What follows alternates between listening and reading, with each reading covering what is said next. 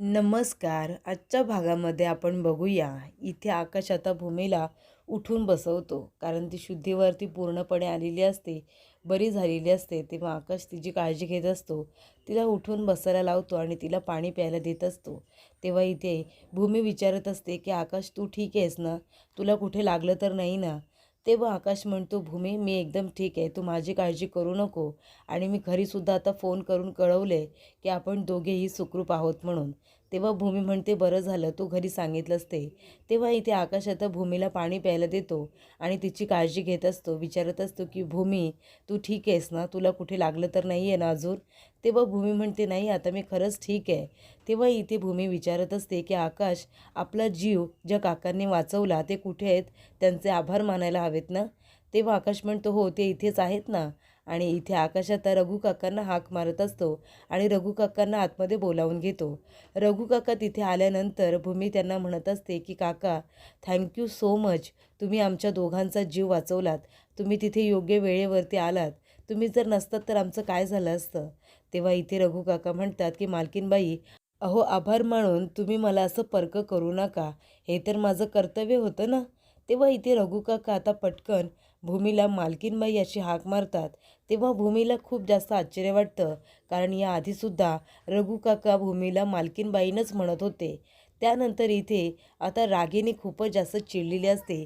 ती म्हणत असते की जेव्हा जेव्हा मी भूमी आणि आकाशला मारण्याचा प्रयत्न करते, तेव्हा तेव्हा काही ना काहीतरी असं घडतं की माझा प्लॅन फ्लॉप होतो आणि हे दोघं जण जिवंत राहतात. अरे त्यांना मारण्यासाठी बॉम्ब ब्लास्ट केला, इथे एवढी मोठी आग लावली, तरीसुद्धा दोघं जण कुठला अमरपट्टा घेऊन जन्माला आलेत काय माहिती. दोघेही जिवंत राहतात. एवढ्या मोठ्या अग्नीमधून सुद्धा दोघं जण वाचलेले आहेत. हे सगळं कसं घडतं मला कळत नाही आहे. मलाच माझा राग येतो आहे. त्यानंतर इथे पौर्णिमा म्हणत असते की मला असं वाटतंय त्या दोघांमध्ये एवढं प्रेम आहे ना, की त्यांचं प्रेमच त्या दोघांना एकमेकांपासून वेगळं होऊ देत नाही. ते जिवंत राहतात. तेव्हा रागिनी म्हणते, काय बोलते ही? अभिला गप्प बसायला सांगा. तेव्हा अभि म्हणत असतो की आई, तुला पौर्णिमेच्या बोलण्याचा राग येतोय, पण खरं तर ती अगदी बरोबर बोलते. त्या दोघांमध्ये एवढं प्रेम आहे ना, अशी केमिस्ट्री आहे की ते दोघं जण एकमेकांपासून वेगळे होतच नाही. कसे ना कसे ते एकमेकांचा जीव वाचवतातच. त्याच्यामुळे आपल्याला आता एक काम करायचं आहे. आपल्याला त्यांचं हेच प्रेम आहे ना आता कमी करायचं आहे.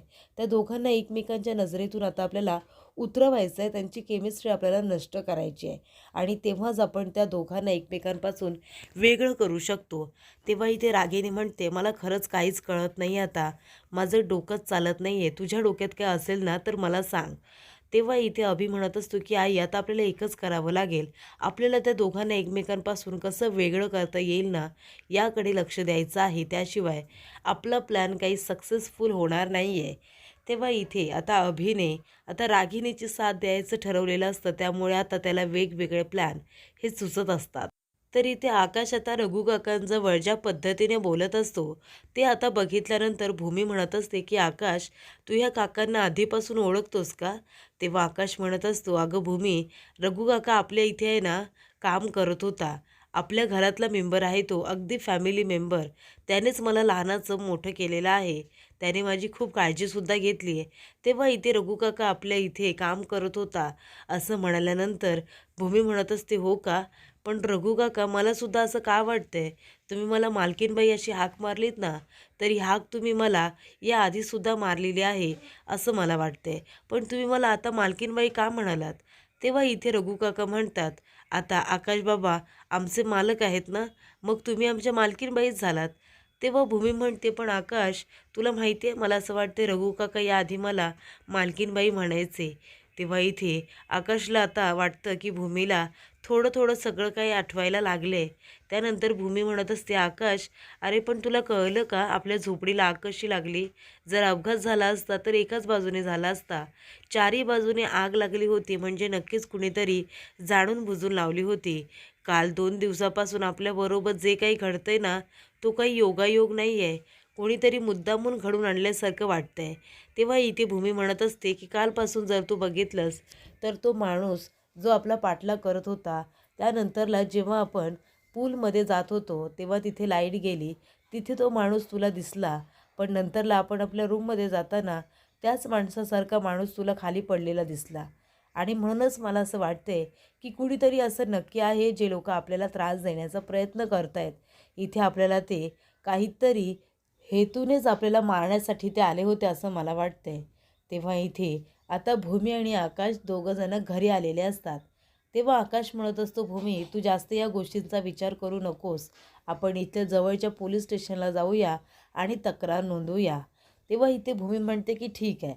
त्यानंतर भूमी आणि आकाश जेव्हा घरी येतात तेव्हा इथे मानसी आता दोघांचं औक्षण करते आणि त्यांना घरामध्ये यायला सांगते. तेव्हा आकाश भूमीचा हात पकडतो आणि तिला खूपच जास्त प्रेमाने तो घरामध्ये घेऊन येतो. तेव्हा इथे भूमीला खूप आनंद होत असतो. एवढा केअरिंग नवरा तिला मिळालेला असतो. तेव्हा इथे आता घरामध्ये आल्यानंतर आजी म्हणत असते की आली माझी मुलं.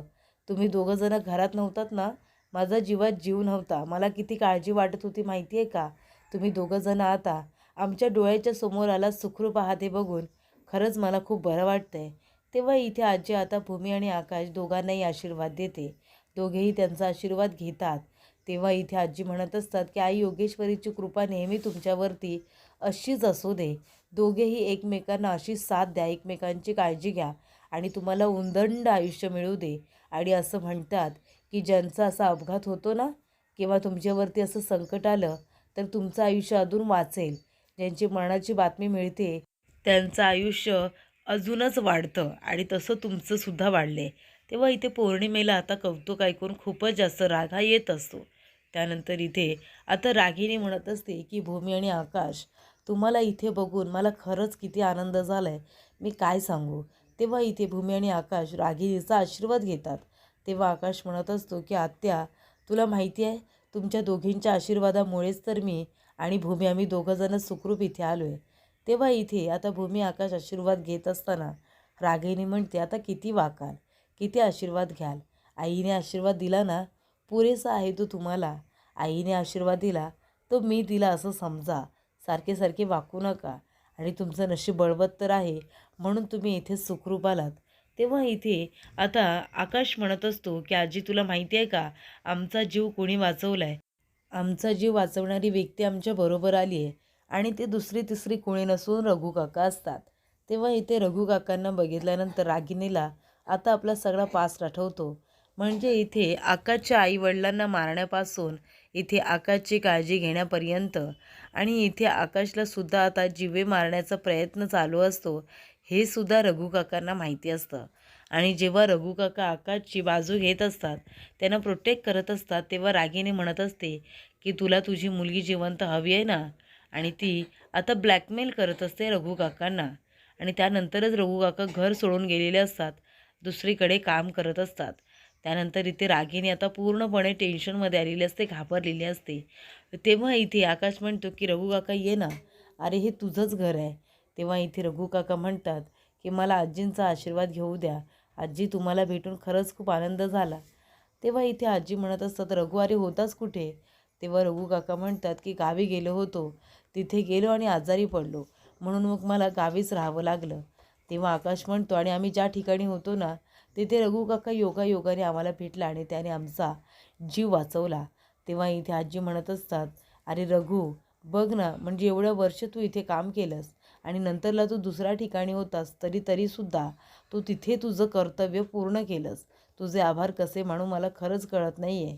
तेव्हा इथे आता आकाश आणि भूमी यांचा जीव रघु काकाने वाचवलेला असतो. त्यामुळे इथे रागिनीला मात्र खूप जास्त राग आलेला असतो. तेव्हा इथे रघु काका म्हणतात मी काही माझं कर्तव्य केलेलं, मारणाऱ्यापेक्षा जीव वाचवणारा कधीही श्रेष्ठ असतो असं म्हणतात आणि माझं कर्तव्य मी केलं. आई योगेश्वरीच्या आशीर्वादामुळे आकाशबाबा आणि भूमी दोघेजणं वाचलेले आहेत असं त्यांचं म्हणणं असतं. तेव्हा इथे आता रघु काका म्हणत असतात मारणारी व्यक्ती कितीही प्लॅनिंग करून त्या व्यक्तीला मारण्याचा जरी प्रयत्न केला ना तरीसुद्धा देवीचा आशीर्वाद असेल तर कोणीच कुणाचं वाकडं करू शकत नाही. आणि म्हणूनच आकाशबाबा आणि मालकीनबाई यांचा जीव वाचवण्यासाठी मी तिथे योग्य वेळी गेलो. तेव्हा मानसी म्हणत असते पण भाऊजी ती लोकं कोण होती ज्यांनी झोपडीला आग लावली, ती सापडली का, ती कोण होती तुम्ही बघितलंत का. तेव्हा इथे आकाश म्हणतो नाही ना, कारण का भूमीला खूप भाजलं होतं आणि तिला चक्कर आली होती म्हणून डॉक्टरांकडे नेणं गरजेचं होतं. त्यानंतर आम्ही त्या विलामध्ये तिथे नव्हतो, त्याच्यामुळे संशयास्पद अजून आम्हाला तिथे कोणीही सापडलेलं नाही आहे. तेव्हा इथे भूमी म्हणत असते, हो ना, पण आमच्या बाबतीत जे काही काल घडलं ना ते खूपच जास्त अनपेक्षित होतं. तेव्हा इथे भूमी म्हणत असते की आम्ही तिथे गेलो आणि कुणीतरी माणसं आमचा पाठलाग करतायत असं आम्हाला सतत वाटत होतं, पण ती माणसं कोण आहेत काही सांगता येत नाही. तेव्हा रघु काकांनी झाडाला पाणी देताना सगळं काही ऐकलेलं असतं. इथे मॅडमला फोन करून जे काही खोलप म्हणत असतो ते सगळं रघु काकांनी ऐकलेलं असतं आणि त्याच्यावरून त्यांना कळतं की हे सगळं रागिणीचं कारस्थान आहे. त्यानंतर इथे आजी म्हणत असतात, बरं ठीक आहे, जेव्हा कधी ती माणसं भेटतील तेव्हा भेटतील, पण सध्या इथे माझी भूमी आणि आकाश दोघंजण इथे आलेत आणि त्याबरोबर रघुसुद्धा एवढ्या वर्षांनी आला आहे. त्याच्यामुळे मला तुम्हाला आता डोळे भरून बघू दे आणि तो आता मला आनंद साजरा करू दे की तुम्ही दोघंजण इथे सुखरूप आलात. तरी इथे आजी म्हणते, आकाश भूमी तुम्ही जा, फ्रेश व्हा, आपण सगळेजण एकत्र बसून इथे ब्रेकफास्ट करूया. तेव्हा इथे दोघेही जात असताना रागिनी म्हणत असते, मग रघु आता काय करायचं ठरवलेस? तेव्हा रघु म्हणतो, आता काही नाही काही नाही, आता मी जातो, माझ्या घरी जातो, आता गावी जातो आणि इथे येऊन तुम्हाला सगळ्यांना भेटून मला बरं वाटलं आणि आता मी आजींचा आशीर्वादसुद्धा घेतला. आता मी गेलो ना तरीसुद्धा चालेल. तेव्हा भूमी म्हणते की कुठे जात आहे तुम्ही रघु काका? आकाशने तुमची रूम अगदी तशीच ठेवली आहे, एक वस्तू इकडची तिकडे झालेली नाही आहे, चला तुम्ही तुमची रूम बघा बरं. तेव्हा इथे आता आकाश म्हणत असतो की आजी रघु काका आता इथेच राहील, काही प्रॉब्लेम तर नाही आहे ना? तेव्हा आजी म्हणते, अगं रे काय प्रॉब्लेम असणार आहे, रघु आपल्या इथे किती वर्षापासून काम करत होता तुला माहिती आहे ना. तुझी काळजी तर रघुने जास्त घेतली, त्याच्यामुळे रघु काय आपल्याला जड आहे का? आपला रघु आपल्या इथे राहू शकतो, कळते का तुला? तर इथे रघु काकांना सुद्धा छान वाटतं, कारण इथे भूमी आणि आकाशची काळजी घेण्यासाठी कोणीतरी तिथे व्यक्ती हवीच होती. तेव्हा आता रघु काका पुन्हा एकदा इथे महाजनांच्या इथे काम करण्यासाठी आलेले असतात. तर इथे रागिनी आता म्हणत असते की काही झालं ना तरी जे काही साक्षीदार आहेत त्यांना संपवा, कुठलेही साक्षीदार त्यांचे धागेदोरे माझ्यापर्यंत पोहोचता कामा नये. तर इकडे आता अभि म्हणत असतो की हे भूमी आणि आकाश आता तरी संपतील असं वाटलं होतं, आयुष्यातून निघून जातील, पण बघ ना ही दोघेही वाचलेत आणि पुन्हा इथेच आलेत. तेव्हा इथे आता रागिनी म्हणत असते, हे बघ आता काय करणार आहोत आपण, आणि ह्या दोघांची टांगती तलवार डोक्यावरती होतीच, तर आता रघु पण आलेला आहे. पण रघुच्या बोलण्यावरून आणि आकाशच्या बोलण्यावरून असं वाटत होतं की भूमीला अजून काहीही माहिती नाही आहे. तरी ते आकाशने आणि रघुने भूमीला काही आठवून देण्याचा प्रयत्नसुद्धा केलेला नाही आहे. त्यानंतर इथे आता रागिनीच्या आणि अभिच्या जीवात जीव येतो. तेव्हा अभि म्हणत असतो, आई तुला काय वाटतं गं, रघुने सांगितलं असेल का आकाशला सगळं? तेव्हा रागिनी म्हणते, नाही नसेल सांगितलं, कारण भूमीची मेमरी गेले हे रघुला कळलेलं आहे. त्यावेळेला भूमीला सगळं काही माहिती होतं आणि म्हणूनच त्याने सगळं काही भूमीला सांगून आकाशला सांगण्याचा प्लॅन केलेला होता. पण आता भूमीची मेमरी गेल्यामुळे आकाश त्याच्या एकट्याच्या बोलण्यावरती विश्वास ठेवणार नाही, त्यालासुद्धा माहिती आहे, कारण हे सत्य करण्यासाठी त्याच्याकडे पुरावे नाही आहेत आणि म्हणूनच तो आता गप्प बसला आहे.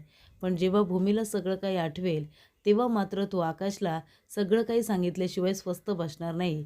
तो सगळं काही सांगेल आकाशला, त्याआधी त्याचा काही ना काहीतरी बंदोबस्त करायला हवा, असं रागिनी आता अभिला सांगते. त्यानंतर इथे आता आकाश भूमीच्या हाताला पट्टी करत असतो. तेव्हा भूमी म्हणत असते की आकाश अरे बास झालं आता पट्टी वगैरे, मला जाऊ दे, खाली खूप कामं आहेत, मनूच्या अंगावरती पडले एवढं सगळं. तेव्हा आकाश म्हणतो की आता सध्या तरी तुझ्याशिवाय मला काही महत्त्वाचं नाही आहे, अगं कामं काही नंतर होत राहतील, ह्या जखमा तर आधी भरू दे.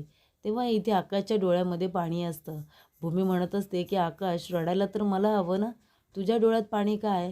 तेव्हा आकाश म्हणत असतो की तुला ह्या झालेल्या वेदना मला बघवत नाही, तुझे सगळं दुखणं, तुझ्या सगळ्या वेदना मला घेता आल्या असत्या तर किती बरं झालं असतं.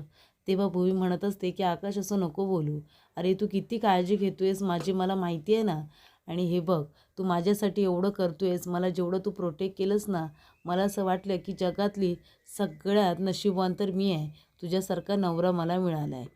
तर पुढील भागामध्ये आपण बघूया. इथे आता रघु काका म्हणत असतात की आता डॉक्टरांची परमिशन मिळाली, आता आपण अशा गोष्टी करायच्या ना की मालकीनबाईंना आधीचं सगळं आठवायला हवं. तेव्हा इथे आकाश म्हणतो की अगदी बरोबर, आपण आता सगळं ते करूया जे एका वर्षामध्ये घडून गेलं होतं. त्यानंतर इथे आई योगेश्वरीचा आशीर्वाद देण्यासाठी एक इथे आई आलेल्या असतात. तेव्हा भूमी आणि आकाश यांचा आशीर्वाद घेत असताना त्या म्हणतात, जी काही मोहीम हाती घेतलेली आहे ती नक्की पूर्ण होईल, तुम्हाला यश येईल. तर इथे रघु काका आपल्या मुलीचा फोटो आता भूमीला दाखवत असतात आणि भूमी तो बघत असते.